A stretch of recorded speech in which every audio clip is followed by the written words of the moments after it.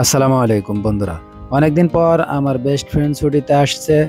তো চিন্তা করলাম যে তাহলে ওকে নিয়ে কোথাও ঘুরতে যাই। তারপরে আমরা প্রথমে ঘাটিনা ব্রিজে গেলাম। ঘাটিনা ব্রিজে গিয়ে কিছু ছবি উঠলাম দুজন মিলে।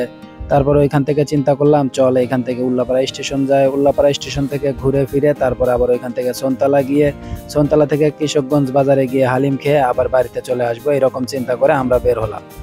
তারপর আমরা ঘাটিনা ব্রিজে উঠলাম। ঘাটিনা ব্রিজে উঠে কিছুক্ষণ একটু ভিউ নিলাম, আরও কিছু ছবি উঠলাম, আপনাদেরকে দেখাচ্ছি।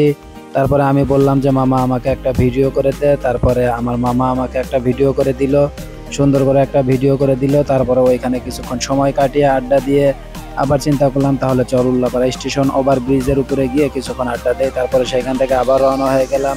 সেইখান থেকে রওনা হওয়ার পর মাঝখানে চিন্তা করলাম যে তেল হয়তো ফুরিয়ে যেতে পারে, সেজন্য তেল উঠানোর জন্য গেলাম। তো ওইখানে গিয়ে ফয়সাল মামা বলতেছে কাকার মাথাটা খেয়াল কর। পরে কাকা হাসতেছে, ফয়সালও হাসতেছে, আমিও হাসলাম। তো এইভাবে তারপরে উল্লাপাড়া ওভার ব্রিজের উপর RS কলেজের উপরে উল্লাপাড়া স্টেশন, মানে যেখান থেকে খুব সহজেই সুন্দরভাবে দেখা যায় সেইখানে গেলাম। সেইখানে গিয়ে আবার কিছু ছবি উঠলাম, সেইখানে কিছুক্ষণ গল্প করলাম, আড্ডা দিলাম। তারপরে চিন্তা করলাম যে তাহলে এখান থেকে আর কিছুক্ষণ পরে আমরা সনতলার দিকে রওনা দিব। তারপরে সামনে আমরা দেখতে পেলাম কিছু টিকটকাররা ভিডিও বানাচ্ছে। তারপরে চিন্তা করলাম যে ওদের একটু ভিডিও নেই। তা দেখলাম যে না থাক, অন্য একটা জায়গা, ভিন্ন একটা জায়গায়, এখানে আসলে সেই রকম করা উচিত না। তারপরে আমরা কিছুক্ষণ গল্প টল্প করে নিচে দেখলাম যে একটা ট্রেন যাচ্ছে। পরে খেয়াল করলাম যে ট্রেনটা তেলের গাড়ি, আসলে যদি এমনি যাত্রীবাহী যে ট্রেন ওইটা হইলে অনেক ভালো হইতো। যাই হোক বন্ধুরা, আমাদের এই ছোট্ট ব্লগ ভিডিওটা আপনাদের কেমন লেগেছে অবশ্যই কমেন্ট করে জানাবেন, আর ঘুরতে যাবেন ইনশাআল্লাহ।